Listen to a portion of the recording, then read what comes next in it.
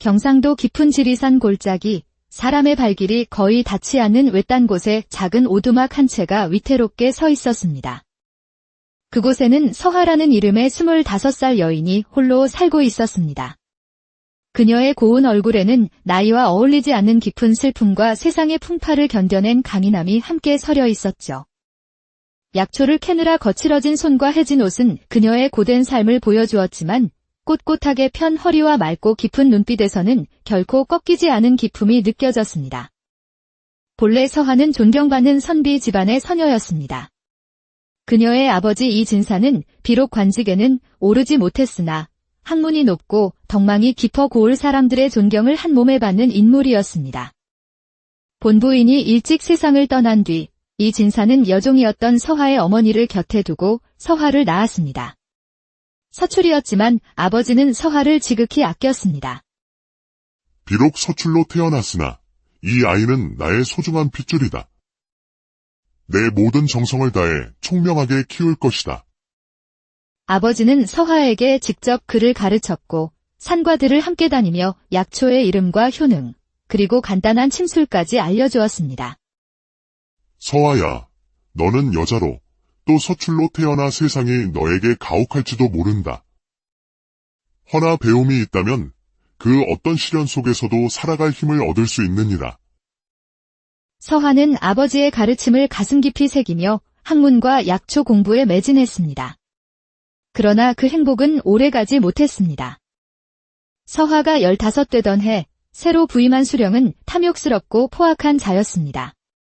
그는 흉년에도 아랑곳하지 않고 과도한 세금을 거두어 백성들의 삶을 피폐하게 만들었습니다.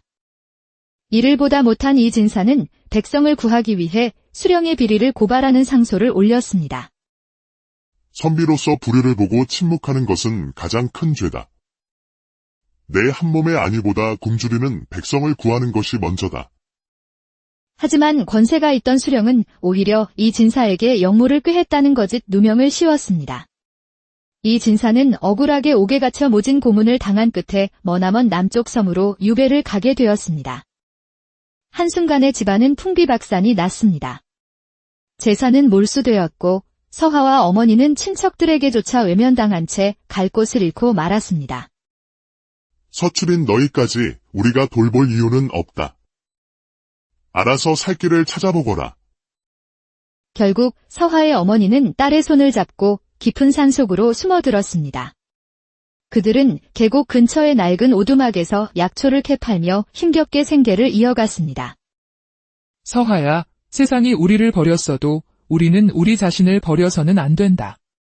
아버지께서 가르쳐 주신 대로 늘 당당하게 살아야 한다. 그러나 2년 뒤 고된 삶에 지친 어머니마저 병으로 세상을 떠났고 서하는 드넓은 세상에 완전히 홀로 남겨졌습니다. 그 후로 8년의 세월이 흘렀습니다.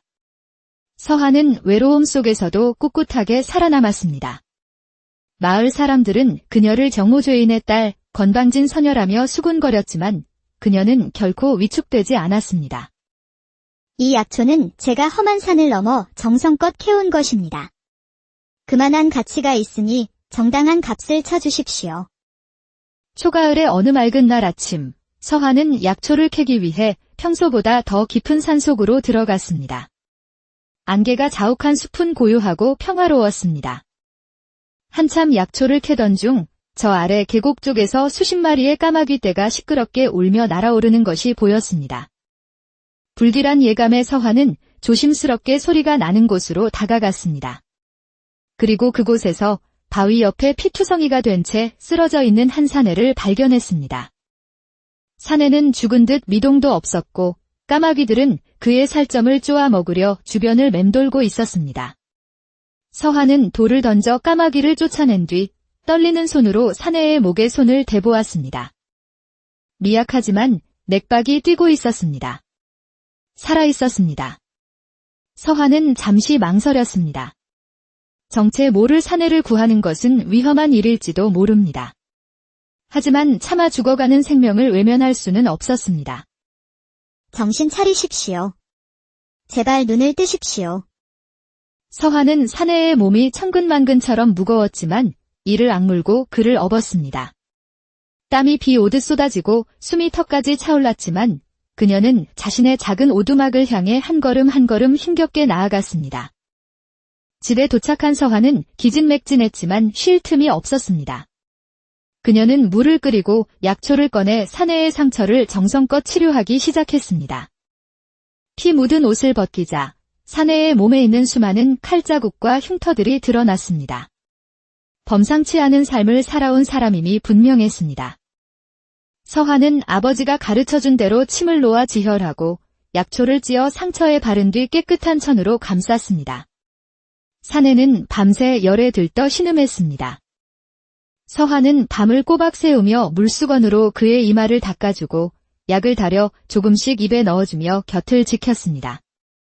나흘째 되던 날 아침, 사내가 마침내 희미하게 눈을 떴습니다. 여기가 어디? 제 집입니다. 산속에 쓰러져 계신 것을 제가 모셔왔습니다. 고맙소. 목숨을 살려주셨구려. 사내의 목소리는 미약했지만 기품이 있었고 말투는 영락없는 양반가의 것이었습니다. 성함이 어찌 되십니까? 어디서 오셨는지 기억나십니까? 모르겠소. 아무것도. 기억이 나질 않소. 다만 누군가에게 쫓기고 있었다는 느낌만 어렴풋이 들 뿐. 사내는 모든 기억을 잃은 상태였습니다. 서화는 그를 더 다그치지 않고 그저 묵묵히 그를 돌보았습니다. 시간이 흐르며 사내는 빠르게 건강을 회복했습니다. 그는 과묵했지만 예에 바르고 다정한 사람이었고 두 사람 사이에는 따뜻한 정이 쌓여갔습니다. 번번이 신세만 지는구려. 이 은혜를 어찌 다 갚아야 할지 모르겠소. 은혜라니요. 사람이 어려움에 처한 다른 사람을 돕는 것은 당연한 일입니다. 그러던 어느 날 밤, 서화는 사내의 상처를 살피다 그의 어깨 뒤쪽에 새겨진 작은 용 모양의 문신을 발견했습니다. 왕실과 관련 있는 사람만이 가질 수 있는 문신이었습니다. 그 무렵 마을에서는 한양에서 온 관군들이 어떤 사내를 찾고 있다는 소문이 돌기 시작했습니다.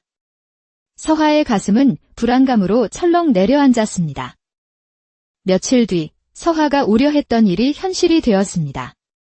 험상궂은 인상의 무관들이 그녀의 오두막을 찾아온 것입니다. 문을 열어라. 관군이다. 어서 뒷문으로 피하십시오. 저들이 찾는 것은 당신인 것 같습니다. 안 돼요. 당신을 위험에 빠뜨릴 수는 없소. 결국 사내는 모습을 드러냈고 그를 본 무관의 대장은 눈을 번뜩이며 외쳤습니다. 드디어 찾았다. 휘운 왕자 마마. 왕자라는 말에 사내의 머릿속에서 잊혔던 기억의 파편들이 폭풍처럼 휘몰아쳤습니다. 그는 고통스럽게 머리를 감싸 쥐었습니다. 잠시 후 그가 다시 눈을 떴을 때 그의 눈빛은 완전히 달라져 있었습니다. 혼란은 사라지고 왕족의 위엄과 확신이 가득 차 있었습니다. 그렇다. 내가 바로 왕자 휘운이다. 너희는 좌이정민 대감이 보낸 자객들이렸다. 이제야 기억이 돌아오셨군요. 마마께서 살아계시면 대감께 위협이 됩니다. 고통 없이 보내드리겠습니다. 무관들이 일제히 칼을 뽑아 휘운에게 달려들었습니다. 서화는 두려웠지만 그를 지키기 위해 앞으로 나서며 소리쳤습니다. 안 됩니다. 이분은 제가 살린 분입니다. 죽게 내버려 둘 수 없습니다. 절체절명의 순간 휘운은 서화를 자신의 뒤로 보호하며 무관의 칼을 맨손으로 막아냈습니다. 그는 빼앗은 칼 한 자루로 5명의 무관들을 상대하기 시작했습니다. 상처가 채 아물지 않았음에도 그의 검술은 날카로웠지만 수적 열쇠는 어쩔 수 없었습니다. 휘운이 위기에 처한 순간 서화는 부엌칼을 들고 달려들어 그를 도왔습니다. 치열한 싸움 끝에 휘운은 모든 무관을 제압했지만 상처가 다시 벌어져 피를 흘리며 쓰러졌습니다. 미안하오, 은인. 나 때문에 당신까지 위험에 빠뜨렸어. 지금은 그런 말씀 마십시오. 어서 상처부터 치료해야 합니다. 휘우는 서하에게 자신의 사연을 모두 털어놓았습니다. 그는 단정으로 왕위에 오른 형님을 위협으로 여긴 권신들의 음모로 죽을 위기에 처했던 것입니다. 한양으로 돌아가 형님께 모든 진실을 밝히고 저 간악한 권신들을 처단해야 하오. 그리고 내 목숨을 걸고서라도 당신을 반드시 지키겠소. 다음 날 두 사람은 한양으로 향했습니다. 궁에 도착한 휘우는 임금인 형을 만나 모든 음모를 밝혔고 분노한 임금은 좌의정 대감을 비롯한 권신들을 모두 숙청했습니다. 며칠 후 임금은 서하의 아버지 이 진사의 사건을 재조사하라는 명을 내렸고 그의 억울한 누명이 모두 벗겨졌습니다. 이 진사는 유배에서 풀려나 명예를 회복했습니다. 임금은 서하를 궁으로 불러들여 소원을 물었습니다. 그대가 과인의 아우를 구했으니 그 공이 실로 크다. 원하는 것이 있다면 무엇이든 말해보라.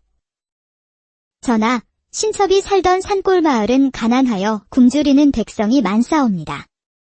그들을 위해 의원을 세우고 약을 나누어 줄 수 있도록 허락하여 주시옵소서. 신첩의 상은 그것으로 족하옵니다. 자신의 이익이 아닌 백성을 먼저 생각하는 서하의 마음에 임금과 신하들은 크게 감동했습니다. 그때 휘운 왕자가 앞으로 나섰습니다. 전하, 신은 이 여인, 서하를 제 정실부인으로 맞이하고자 하옵니다. 부디 허락하여 주시옵소서. 신분 차이를 이유로 반대하는 신하도 있었지만 임금은 흔쾌히 허락했습니다. 목숨의 은인이여. 마음 씀씀이가 이토록 고결한데 신분이 무슨 대수겠는가. 허락하노라. 서하, 당신의 선함과 강인함에 깊이 감복하였소. 부디 나와 함께 평생을 함께해 주시겠소. 서하는 눈물을 흘리며 고개를 끄덕였습니다. 한 달 뒤 두 사람은 성대한 혼례를 올렸고 서하는 천안서녀에서 고귀한 왕자비가 되었습니다. 이후 연하는 자신이 자란 산골 마을에 약속대로 의원을 세웠고 자신을 무시하고 손가락질했던 마을 사람들을 용서하고 은혜로 감쌌습니다. 우리가 그분을 그렇게 냉대했는데 마마께서는 우리를 잊지 않으시고 이런 큰 은혜를 베풀어 주시다니. 정말 부끄럽고 죄송할 따름이요. 미천한 신분으로 태어났지만 선한 마음과 꺾이지 않는 의지로 자신의 운명을 바꾸고 더 나아가 세상을 이롭게 한 여인. 그녀의 이야기는 백성들 사이에서 오랫동안 칭송되며 전해졌습니다. 경상도 깊은 지리산 골짜기, 사람의 발길이 거의 닿지 않는 외딴 곳에 작은 오두막 한 채가 위태롭게 서 있었습니다. 그곳에는 서하라는 이름의 25살 여인이 홀로 살고 있었습니다. 그녀의 고운 얼굴에는 나이와 어울리지 않는 깊은 슬픔과 세상의 풍파를 견뎌낸 강인함이 함께 서려 있었죠. 약초를 캐느라 거칠어진 손과 해진 옷은 그녀의 고된 삶을 보여주었지만 꼿꼿하게 편 허리와 맑고 깊은 눈빛에서는 결코 꺾이지 않은 기품이 느껴졌습니다. 본래 서하는 존경받는 선비 집안의 서녀였습니다. 그녀의 아버지 이진사는 비록 관직에는 오르지 못했으나 학문이 높고 덕망이 깊어 고을 사람들의 존경을 한 몸에 받는 인물이었습니다. 본부인이 일찍 세상을 떠난 뒤 이 진사는 여종이었던 서하의 어머니를 곁에 두고 서하를 낳았습니다. 서출이었지만 아버지는 서하를 지극히 아꼈습니다. 비록 서출로 태어났으나 이 아이는 나의 소중한 핏줄이다. 내 모든 정성을 다해 총명하게 키울 것이다. 아버지는 서하에게 직접 글을 가르쳤고 산과 들을 함께 다니며 약초의 이름과 효능, 그리고 간단한 침술까지 알려주었습니다. 서하야, 너는 여자로 또 서출로 태어나 세상이 너에게 가혹할지도 모른다. 허나 배움이 있다면 그 어떤 시련 속에서도 살아갈 힘을 얻을 수 있느니라. 서하는 아버지의 가르침을 가슴 깊이 새기며 학문과 약초 공부에 매진했습니다. 그러나 그 행복은 오래가지 못했습니다. 서하가 15되던 해 새로 부임한 수령은 탐욕스럽고 포악한 자였습니다. 그는 흉년에도 아랑곳하지 않고 과도한 세금을 거두어 백성들의 삶을 피폐하게 만들었습니다. 이를 보다 못한 이 진사는 백성을 구하기 위해 수령의 비리를 고발하는 상소를 올렸습니다. 선비로서 불효를 보고 침묵하는 것은 가장 큰 죄다. 내 한 몸의 안위보다 굶주리는 백성을 구하는 것이 먼저다. 하지만 권세가 있던 수령은 오히려 이 진사에게 역모를 꾀했다는 거짓 누명을 씌웠습니다. 이 진사는 억울하게 옥에 갇혀 모진 고문을 당한 끝에 머나먼 남쪽 섬으로 유배를 가게 되었습니다. 한순간에 집안은 풍비박산이 났습니다. 재산은 몰수되었고 서하와 어머니는 친척들에게조차 외면당한 채 갈 곳을 잃고 말았습니다. 서출인 너희까지 우리가 돌볼 이유는 없다. 알아서 살 길을 찾아보거라. 결국 서하의 어머니는 딸의 손을 잡고 깊은 산속으로 숨어들었습니다. 그들은 계곡 근처의 낡은 오두막에서 약초를 캐팔며 힘겹게 생계를 이어갔습니다. 서하야, 세상이 우리를 버렸어도 우리는 우리 자신을 버려서는 안 된다. 아버지께서 가르쳐 주신 대로 늘 당당하게 살아야 한다. 그러나 2년 뒤 고된 삶에 지친 어머니마저 병으로 세상을 떠났고 서하는 드넓은 세상에 완전히 홀로 남겨졌습니다. 그 후로 8년의 세월이 흘렀습니다. 서하는 외로움 속에서도 꿋꿋하게 살아남았습니다. 마을 사람들은 그녀를 정모죄인의 딸 건방진 처녀라며 수군거렸지만 그녀는 결코 위축되지 않았습니다. 이 약초는 제가 험한 산을 넘어 정성껏 캐온 것입니다. 그만한 가치가 있으니 정당한 값을 쳐주십시오. 초가을의 어느 맑은 날 아침, 서하는 약초를 캐기 위해 평소보다 더 깊은 산속으로 들어갔습니다. 안개가 자욱한 숲은 고요하고 평화로웠습니다. 한참 약초를 캐던 중 저 아래 계곡 쪽에서 수십 마리의 까마귀 떼가 시끄럽게 울며 날아오르는 것이 보였습니다. 불길한 예감에 서하는 조심스럽게 소리가 나는 곳으로 다가갔습니다. 그리고 그곳에서 바위 옆에 피투성이가 된 채 쓰러져 있는 한 사내를 발견했습니다.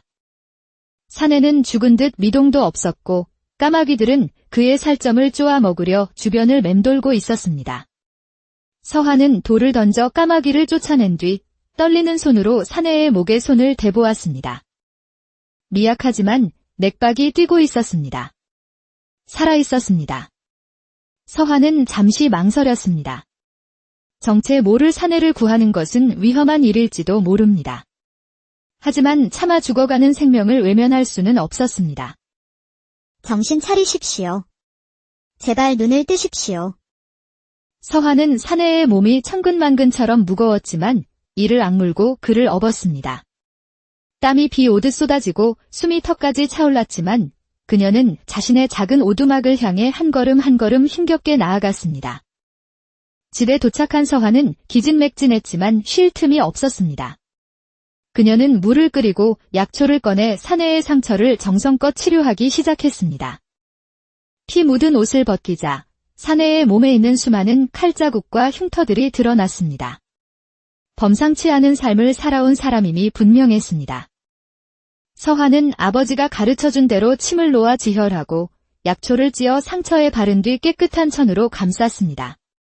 사내는 밤새 열에 들떠 신음했습니다. 서하는 밤을 꼬박 새우며 물수건으로 그의 이마를 닦아주고 약을 다려 조금씩 입에 넣어주며 곁을 지켰습니다. 나흘째 되던 날 아침, 사내가 마침내 희미하게 눈을 떴습니다. 여기가 어디? 제 집입니다.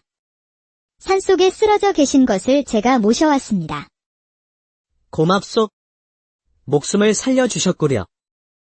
사내의 목소리는 미약했지만 기품이 있었고 말투는 영락없는 양반가의 것이었습니다.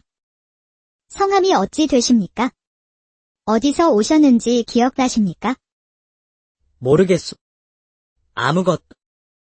기억이 나질 않소. 다만 누군가에게 쫓기고 있었다는 느낌만 어렴풋이 들 뿐. 사내는 모든 기억을 잃은 상태였습니다. 서하는 그를 더 다그치지 않고 그저 묵묵히 그를 돌보았습니다.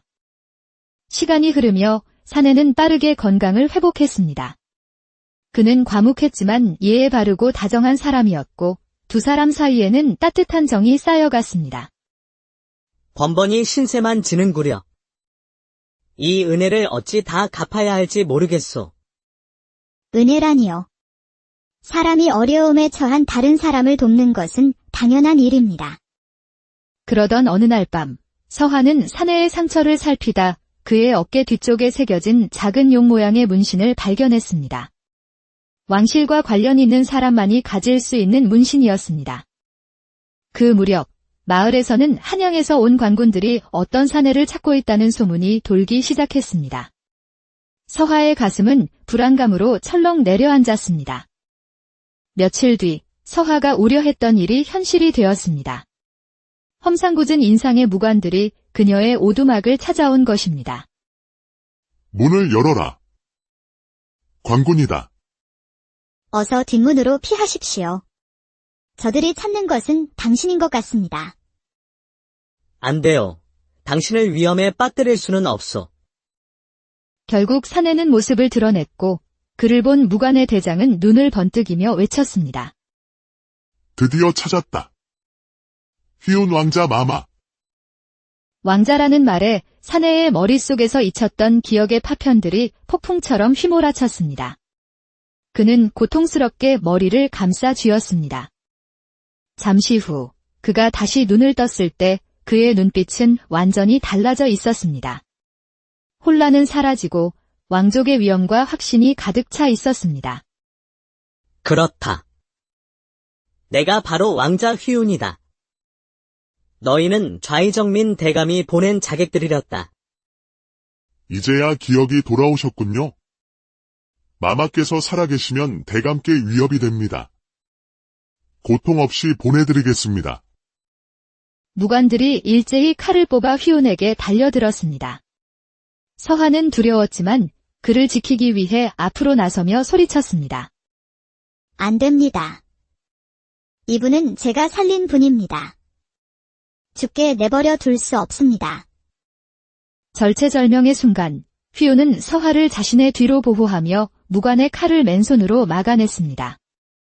그는 빼앗은 칼 한 자루로 5명의 무관들을 상대하기 시작했습니다.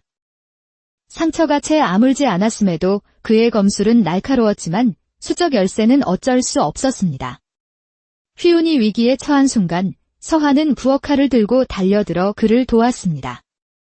치열한 싸움 끝에 휘운은 모든 무관을 제압했지만 상처가 다시 벌어져 피를 흘리며 쓰러졌습니다. 미안하오, 은인. 나 때문에 당신까지 위험에 빠뜨렸어. 지금은 그런 말씀 마십시오. 어서 상처부터 치료해야 합니다. 휘운은 서화에게 자신의 사연을 모두 털어놓았습니다. 그는 반정으로 왕위에 오른 형님을 위협으로 여긴 권신들의 음모로 죽을 위기에 처했던 것입니다. 한양으로 돌아가 형님께 모든 진실을 밝히고 저 간악한 권신들을 처단해야 하오. 그리고 내 목숨을 걸고서라도 당신을 반드시 지키겠소. 다음 날 두 사람은 한양으로 향했습니다. 궁에 도착한 휘운은 임금인 형을 만나 모든 음모를 밝혔고 분노한 임금은 좌이정민 대감을 비롯한 권신들을 모두 숙청했습니다. 며칠 후 임금은 서화의 아버지 이 진사의 사건을 재조사하라는 명을 내렸고 그의 억울한 누명이 모두 벗겨졌습니다. 이 진사는 유배에서 풀려나 명예를 회복했습니다. 임금은 서화를 궁으로 불러들여 소원을 물었습니다. 그대가 과인의 아우를 구했으니 그 공이 실로 크다. 원하는 것이 있다면 무엇이든 말해보라. 전하, 신첩이 살던 산골 마을은 가난하여 굶주리는 백성이 많사옵니다. 그들을 위해 의원을 세우고 약을 나누어 줄 수 있도록 허락하여 주시옵소서. 신첩의 상은 그것으로 족하옵니다. 자신의 이익이 아닌 백성을 먼저 생각하는 서화의 마음에 임금과 신하들은 크게 감동했습니다. 그때 휘운 왕자가 앞으로 나섰습니다. 전하, 신은 이 여인, 서화를 제 정실부인으로 맞이하고자 하옵니다. 부디 허락하여 주시옵소서. 신분 차이를 이유로 반대하는 신하도 있었지만 임금은 흔쾌히 허락했습니다. 목숨의 은인이여. 마음 씀씀이가 이토록 고결한데 신분이 무슨 대수겠는가. 허락하노라. 서화, 당신의 선함과 강인함에 깊이 감복하였소. 부디 나와 함께 평생을 함께해 주시겠소. 서하는 눈물을 흘리며 고개를 끄덕였습니다. 한 달 뒤, 두 사람은 성대한 혼례를 올렸고 서하는 천안서녀에서 고귀한 왕자비가 되었습니다. 이후 연하는 자신이 자란 산골마을에 약속대로 의원을 세웠고 자신을 무시하고 손가락질했던 마을 사람들을 용서하고 은혜로 감쌌습니다. 우리가 그분을 그렇게 냉대했는데 마마께서는 우리를 잊지 않으시고 이런 큰 은혜를 베풀어 주시다니. 정말 부끄럽고 죄송할 따름이요. 미천한 신분으로 태어났지만 선한 마음과 꺾이지 않는 의지로 자신의 운명을 바꾸고 더 나아가 세상을 이롭게 한 여인. 그녀의 이야기는 백성들 사이에서 오랫동안 칭송되며 전해졌습니다. 경상도 깊은 지리산 골짜기, 사람의 발길이 거의 닿지 않는 외딴 곳에 작은 오두막 한 채가 위태롭게 서 있었습니다. 그곳에는 서하라는 이름의 25살 여인이 홀로 살고 있었습니다. 그녀의 고운 얼굴에는 나이와 어울리지 않는 깊은 슬픔과 세상의 풍파를 견뎌낸 강인함이 함께 서려 있었죠. 약초를 캐느라 거칠어진 손과 해진 옷은 그녀의 고된 삶을 보여주었지만 꼿꼿하게 편 허리와 맑고 깊은 눈빛에서는 결코 꺾이지 않은 기품이 느껴졌습니다. 본래 서하는 존경받는 선비 집안의 서녀였습니다. 그녀의 아버지 이진사는 비록 관직에는 오르지 못했으나 학문이 높고 덕망이 깊어 고을 사람들의 존경을 한 몸에 받는 인물이었습니다. 본부인이 일찍 세상을 떠난 뒤 이진사는 여종이었던 서하의 어머니를 곁에 두고 서하를 낳았습니다.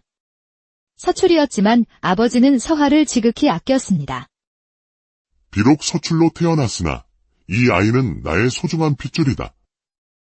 내 모든 정성을 다해 총명하게 키울 것이다. 아버지는 서하에게 직접 글을 가르쳤고 산과 들을 함께 다니며 약초의 이름과 효능, 그리고 간단한 침술까지 알려주었습니다. 서하야, 너는 여자로 또 서출로 태어나 세상이 너에게 가혹할지도 모른다. 허나 배움이 있다면 그 어떤 시련 속에서도 살아갈 힘을 얻을 수 있느니라. 서하는 아버지의 가르침을 가슴 깊이 새기며 학문과 약초 공부에 매진했습니다. 그러나 그 행복은 오래가지 못했습니다. 서하가 15되던 해 새로 부임한 수령은 탐욕스럽고 포악한 자였습니다. 그는 흉년에도 아랑곳하지 않고 과도한 세금을 거두어 백성들의 삶을 피폐하게 만들었습니다. 이를 보다 못한 이진사는 백성을 구하기 위해 수령의 비리를 고발하는 상소를 올렸습니다. 선비로서 불효를 보고 침묵하는 것은 가장 큰 죄다. 내 한 몸의 안위보다 굶주리는 백성을 구하는 것이 먼저다. 하지만 권세가 있던 수령은 오히려 이 진사에게 역모를 꾀했다는 거짓 누명을 씌웠습니다. 이 진사는 억울하게 옥에 갇혀 모진 고문을 당한 끝에 머나먼 남쪽 섬으로 유배를 가게 되었습니다. 한순간에 집안은 풍비박산이 났습니다. 재산은 몰수되었고 서하와 어머니는 친척들에게조차 외면당한 채 갈 곳을 잃고 말았습니다. 서출인 너희까지 우리가 돌볼 이유는 없다. 알아서 살 길을 찾아보거라. 결국 서하의 어머니는 딸의 손을 잡고 깊은 산속으로 숨어들었습니다. 그들은 계곡 근처의 낡은 오두막에서 약초를 캐팔며 힘겹게 생계를 이어갔습니다. 서하야, 세상이 우리를 버렸어도 우리는 우리 자신을 버려서는 안 된다. 아버지께서 가르쳐 주신 대로 늘 당당하게 살아야 한다. 그러나 2년 뒤 고된 삶에 지친 어머니마저 병으로 세상을 떠났고 서하는 드넓은 세상에 완전히 홀로 남겨졌습니다. 그 후로 8년의 세월이 흘렀습니다. 서하는 외로움 속에서도 꿋꿋하게 살아남았습니다. 마을 사람들은 그녀를 정모죄인의 딸 건방진 서녀라며 수군거렸지만 그녀는 결코 위축되지 않았습니다. 이 약초는 제가 험한 산을 넘어 정성껏 캐온 것입니다. 그만한 가치가 있으니 정당한 값을 쳐주십시오. 초가을의 어느 맑은 날 아침, 서하는 약초를 캐기 위해 평소보다 더 깊은 산속으로 들어갔습니다. 안개가 자욱한 숲은 고요하고 평화로웠습니다. 한참 약초를 캐던 중 저 아래 계곡 쪽에서 수십 마리의 까마귀 떼가 시끄럽게 울며 날아오르는 것이 보였습니다. 불길한 예감의 서하는 조심스럽게 소리가 나는 곳으로 다가갔습니다. 그리고 그곳에서 바위 옆에 피투성이가 된 채 쓰러져 있는 한 사내를 발견했습니다. 사내는 죽은 듯 미동도 없었고 까마귀들은 그의 살점을 쪼아 먹으려 주변을 맴돌고 있었습니다. 서한은 돌을 던져 까마귀를 쫓아낸 뒤 떨리는 손으로 사내의 목에 손을 대보았습니다. 미약하지만 맥박이 뛰고 있었습니다. 살아있었습니다. 서한은 잠시 망설였습니다. 정체 모를 사내를 구하는 것은 위험한 일일지도 모릅니다. 하지만 차마 죽어가는 생명을 외면할 수는 없었습니다. 정신 차리십시오. 제발 눈을 뜨십시오. 서한은 사내의 몸이 천근만근처럼 무거웠지만 이를 악물고 그를 업었습니다. 땀이 비 오듯 쏟아지고 숨이 턱까지 차올랐지만 그녀는 자신의 작은 오두막을 향해 한 걸음 한 걸음 힘겹게 나아갔습니다. 집에 도착한 서한은 기진맥진했지만 쉴 틈이 없었습니다. 그녀는 물을 끓이고 약초를 꺼내 사내의 상처를 정성껏 치료하기 시작했습니다. 피 묻은 옷을 벗기자 사내의 몸에 있는 수많은 칼자국과 흉터들이 드러났습니다. 범상치 않은 삶을 살아온 사람임이 분명했습니다. 서한은 아버지가 가르쳐준 대로 침을 놓아 지혈하고 약초를 찧어 상처에 바른 뒤 깨끗한 천으로 감쌌습니다. 사내는 밤새 열에 들떠 신음했습니다. 서한은 밤을 꼬박 새우며 물수건으로 그의 이마를 닦아주고 약을 다려 조금씩 입에 넣어주며 곁을 지켰습니다. 나흘째 되던 날 아침, 사내가 마침내 희미하게 눈을 떴습니다. 여기가 어디? 제 집입니다. 산속에 쓰러져 계신 것을 제가 모셔왔습니다. 고맙소. 목숨을 살려주셨구려. 사내의 목소리는 미약했지만 기품이 있었고 말투는 영락없는 양반가의 것이었습니다. 성함이 어찌 되십니까? 어디서 오셨는지 기억나십니까? 모르겠소. 아무것도. 기억이 나질 않소. 다만 누군가에게 쫓기고 있었다는 느낌만 어렴풋이 들 뿐. 사내는 모든 기억을 잃은 상태였습니다. 서한은 그를 더 다그치지 않고 그저 묵묵히 그를 돌보았습니다. 시간이 흐르며 사내는 빠르게 건강을 회복했습니다. 그는 과묵했지만 예에 바르고 다정한 사람이었고 두 사람 사이에는 따뜻한 정이 쌓여갔습니다. 번번이 신세만 지는구려. 이 은혜를 어찌 다 갚아야 할지 모르겠소. 은혜라니요. 사람이 어려움에 처한 다른 사람을 돕는 것은 당연한 일입니다. 그러던 어느 날 밤, 서한은 사내의 상처를 살피다 그의 어깨 뒤쪽에 새겨진 작은 용 모양의 문신을 발견했습니다. 왕실과 관련 있는 사람만이 가질 수 있는 문신이었습니다. 그 무렵 마을에서는 한양에서 온 관군들이 어떤 사내를 찾고 있다는 소문이 돌기 시작했습니다. 서하의 가슴은 불안감으로 철렁 내려앉았습니다. 며칠 뒤 서하가 우려했던 일이 현실이 되었습니다. 험상궂은 인상의 무관들이 그녀의 오두막을 찾아온 것입니다. 문을 열어라. 관군이다. 어서 뒷문으로 피하십시오. 저들이 찾는 것은 당신인 것 같습니다. 안 돼요. 당신을 위험에 빠뜨릴 수는 없소. 결국 사내는 모습을 드러냈고 그를 본 무관의 대장은 눈을 번뜩이며 외쳤습니다. 드디어 찾았다. 휘운 왕자 마마. 왕자라는 말에 사내의 머릿속에서 잊혔던 기억의 파편들이 폭풍처럼 휘몰아쳤습니다. 그는 고통스럽게 머리를 감싸 쥐었습니다. 잠시 후 그가 다시 눈을 떴을 때 그의 눈빛은 완전히 달라져 있었습니다. 혼란은 사라지고 왕족의 위엄과 확신이 가득 차 있었습니다. 그렇다. 내가 바로 왕자 휘운이다. 너희는 좌이정민 대감이 보낸 자객들이렸다.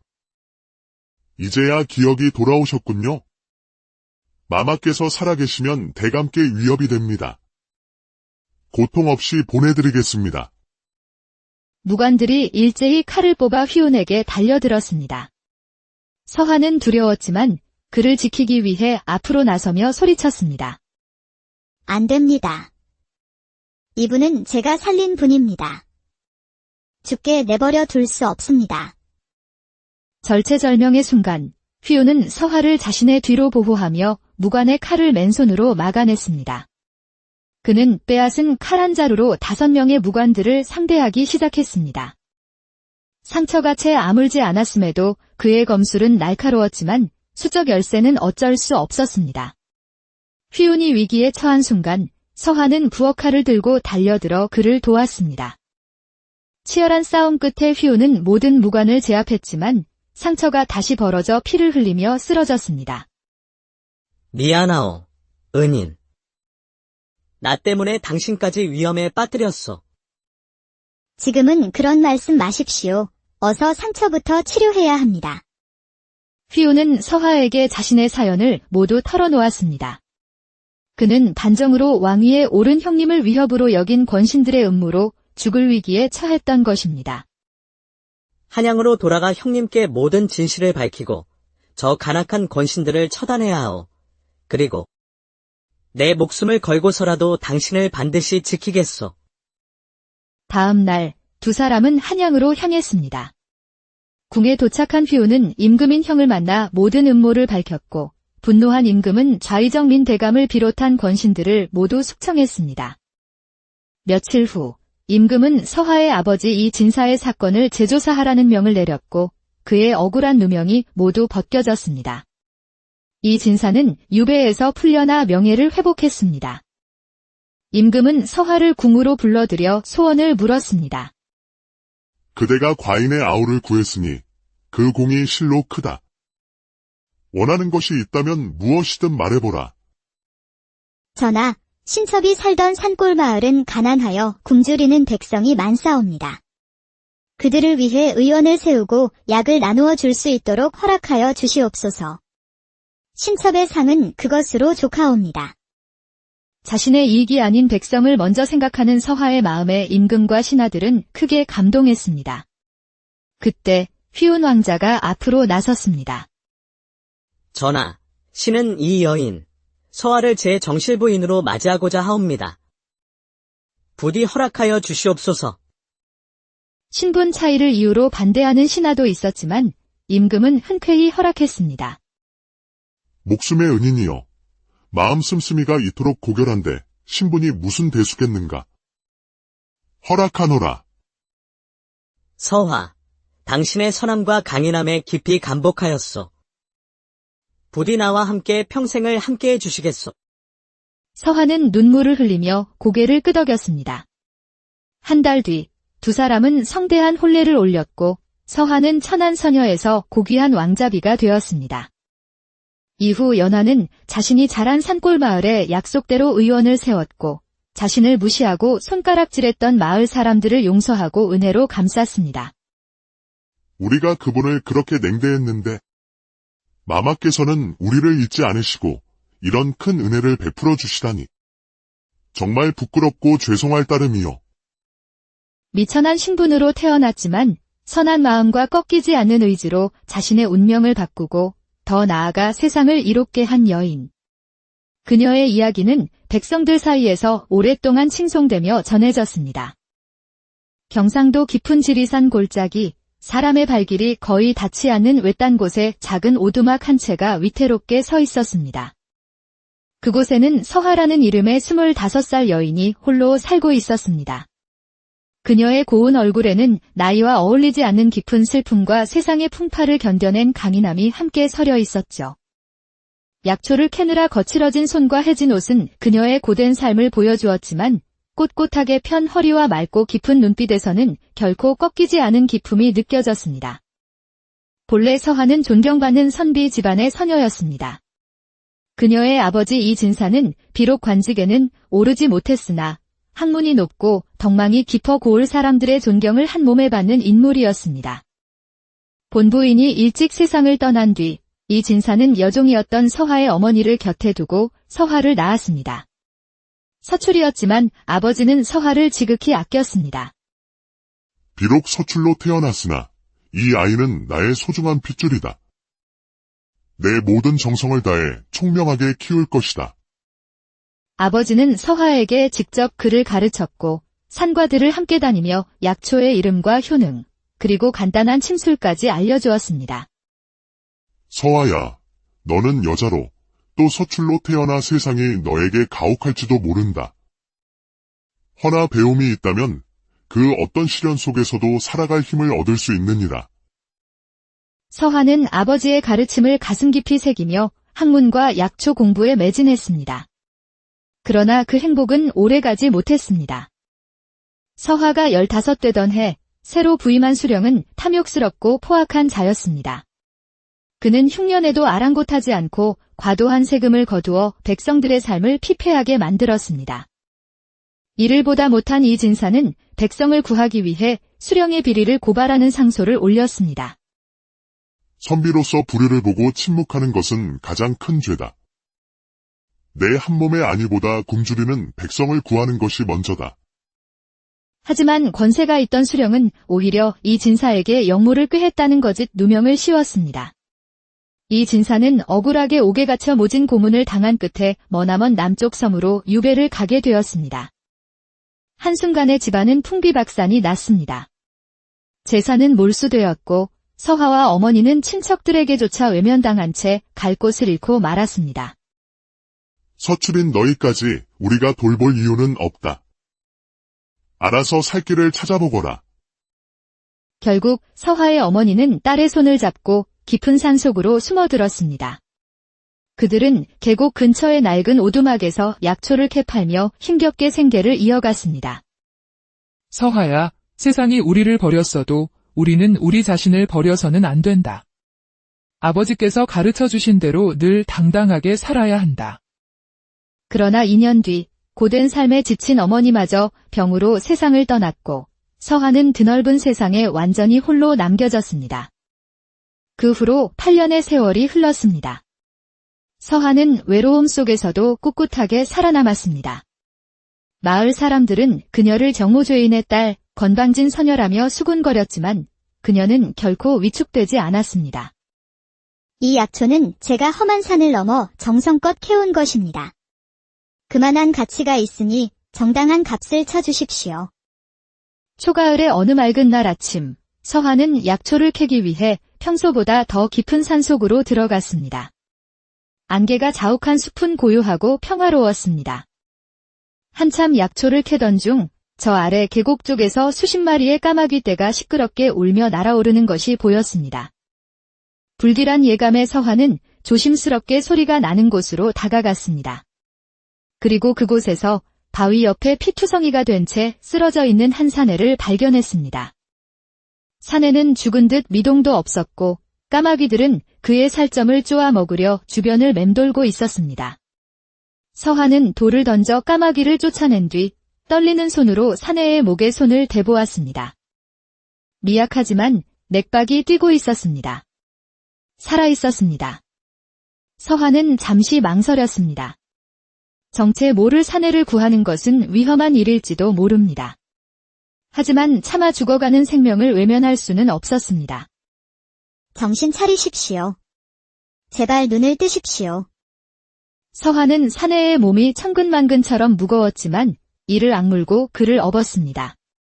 땀이 비 오듯 쏟아지고 숨이 턱까지 차올랐지만 그녀는 자신의 작은 오두막을 향해 한 걸음 한 걸음 힘겹게 나아갔습니다. 집에 도착한 서하는 기진맥진했지만 쉴 틈이 없었습니다.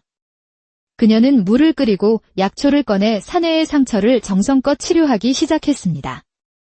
피 묻은 옷을 벗기자 사내의 몸에 있는 수많은 칼자국과 흉터들이 드러났습니다. 범상치 않은 삶을 살아온 사람임이 분명했습니다. 서하는 아버지가 가르쳐준 대로 침을 놓아 지혈하고 약초를 찧어 상처에 바른 뒤 깨끗한 천으로 감쌌습니다. 사내는 밤새 열에 들떠 신음했습니다. 서하는 밤을 꼬박 새우며 물수건으로 그의 이마를 닦아주고 약을 다려 조금씩 입에 넣어주며 곁을 지켰습니다. 나흘째 되던 날 아침, 사내가 마침내 희미하게 눈을 떴습니다. 여기가 어디? 제 집입니다.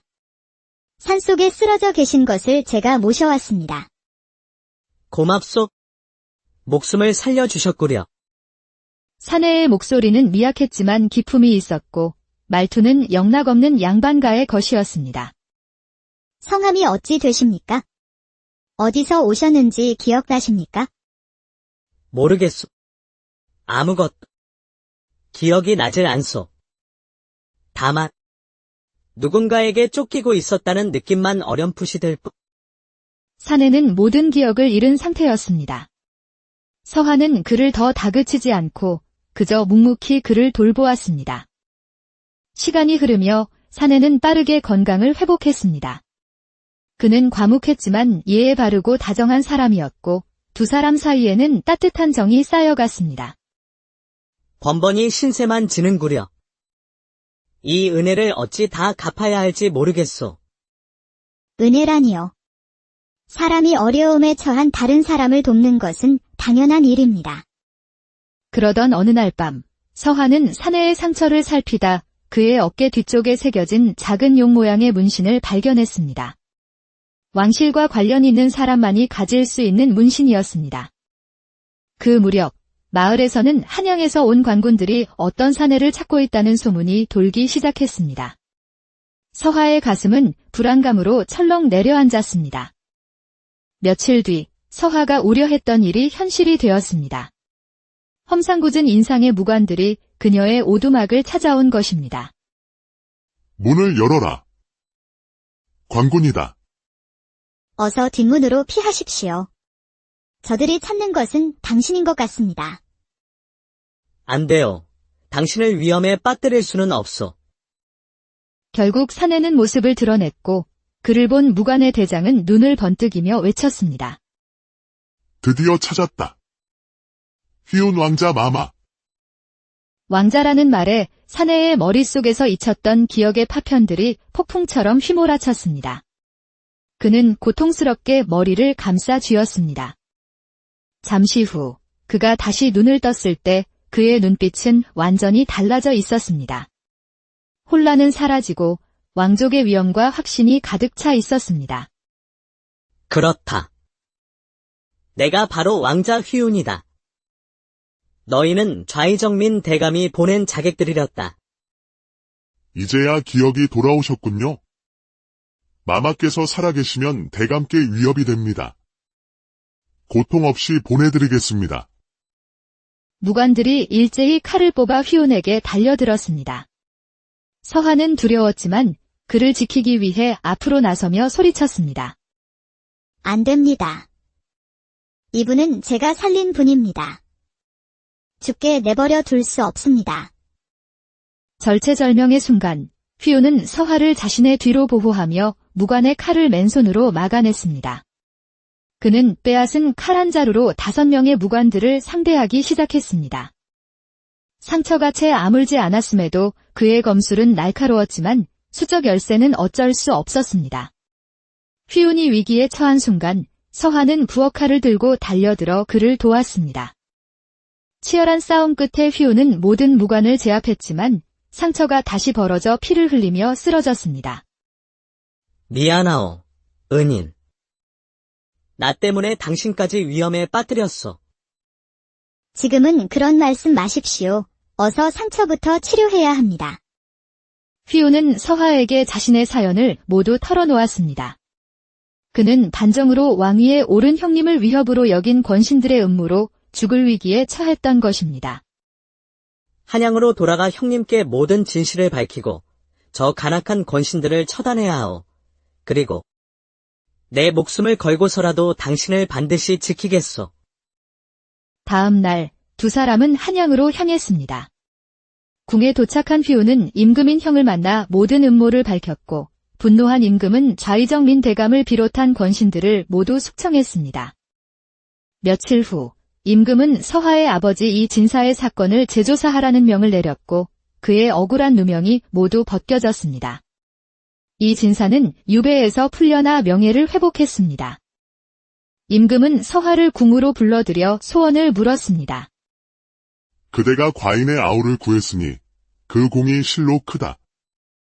원하는 것이 있다면 무엇이든 말해보라.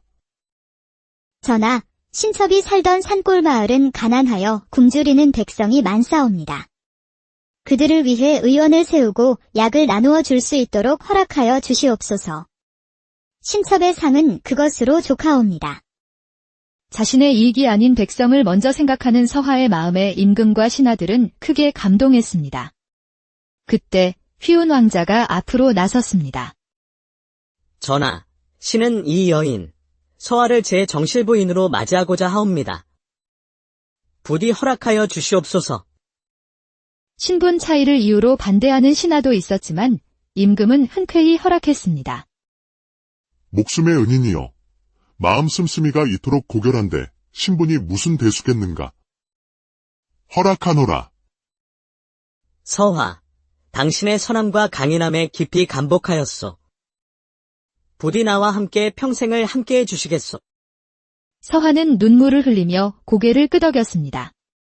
한 달 뒤 두 사람은 성대한 혼례를 올렸고 서하는 천안서녀에서 고귀한 왕자비가 되었습니다.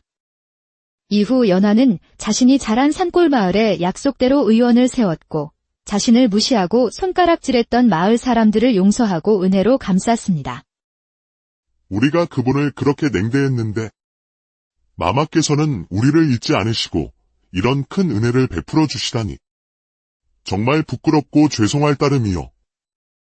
미천한 신분으로 태어났지만 선한 마음과 꺾이지 않는 의지로 자신의 운명을 바꾸고 더 나아가 세상을 이롭게 한 여인. 그녀의 이야기는 백성들 사이에서 오랫동안 칭송되며 전해졌습니다. 경상도 깊은 지리산 골짜기, 사람의 발길이 거의 닿지 않는 외딴 곳에 작은 오두막 한 채가 위태롭게 서 있었습니다. 그곳에는 서하라는 이름의 25살 여인이 홀로 살고 있었습니다. 그녀의 고운 얼굴에는 나이와 어울리지 않는 깊은 슬픔과 세상의 풍파를 견뎌낸 강인함이 함께 서려 있었죠.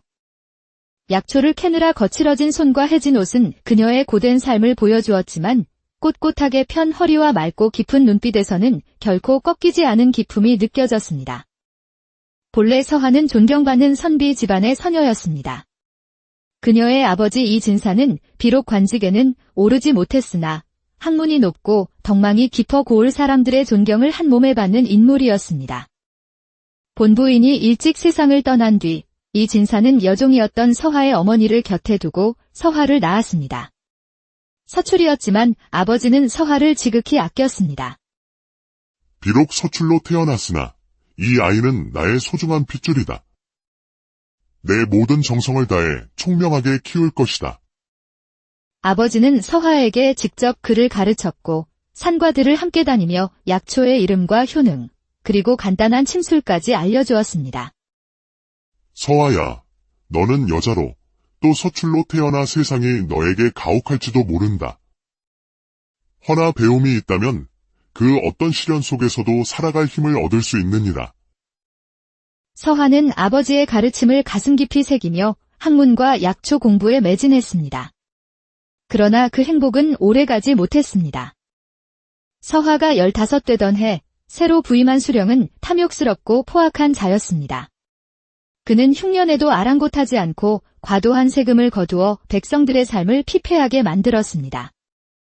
이를 보다 못한 이진사는 백성을 구하기 위해 수령의 비리를 고발하는 상소를 올렸습니다.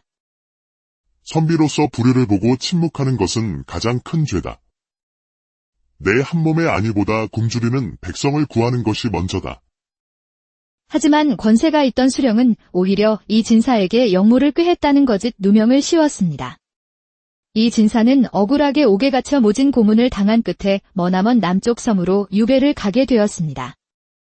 한순간에 집안은 풍비박산이 났습니다. 재산은 몰수되었고 서하와 어머니는 친척들에게조차 외면당한 채 갈 곳을 잃고 말았습니다. 서출인 너희까지 우리가 돌볼 이유는 없다. 알아서 살 길을 찾아보거라. 결국 서하의 어머니는 딸의 손을 잡고 깊은 산속으로 숨어들었습니다. 그들은 계곡 근처의 낡은 오두막에서 약초를 캐팔며 힘겹게 생계를 이어갔습니다. 서하야, 세상이 우리를 버렸어도 우리는 우리 자신을 버려서는 안 된다. 아버지께서 가르쳐 주신 대로 늘 당당하게 살아야 한다.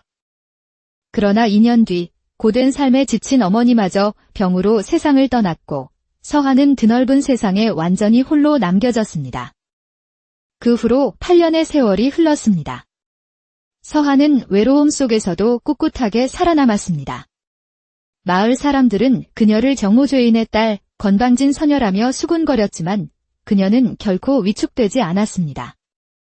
이 약초는 제가 험한 산을 넘어 정성껏 캐온 것입니다. 그만한 가치가 있으니 정당한 값을 쳐주십시오.